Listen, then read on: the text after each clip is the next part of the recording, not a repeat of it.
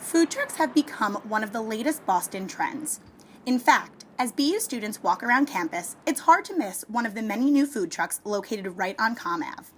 I took a look at one of the most popular trucks, the Banh Mi food truck, which serves Vietnamese food, and asked them a little bit about how they started and some other interesting facts about their truck.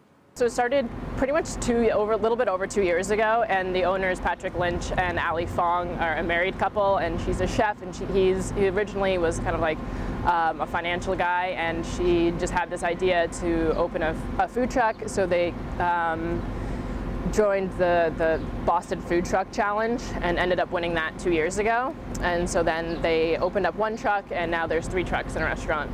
Normally, all the cooking and whatnot is done beforehand. So our commissary is in Malden, that's where we keep the trucks. So I normally go to Malden and get there around like 8:30, pick up the truck, drive it to wherever it needs to be for a lunch service, and then set it up for a lunch service. We open around 11 for lunch, and then do a lunch service, and then bring the truck to somewhere else. Tonight we're going to be at BU, and then set up for a dinner service, and then run a whole dinner service.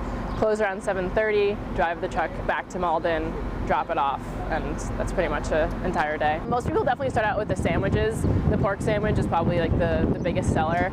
From there on, a lot of people kind of go to healthier options, whether it's like noodle salads or rice bowls or whatnot, but the sandwich is probably like the #1 seller.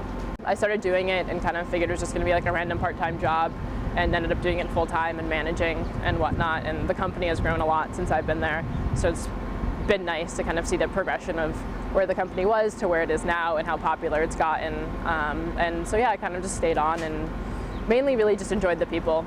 Boston is not that large of a city. I think it's kind of gotten to the point where the city is as saturated as it can be with food trucks right now because of the way the city is laid out, and the streets just aren't that big and whatnot.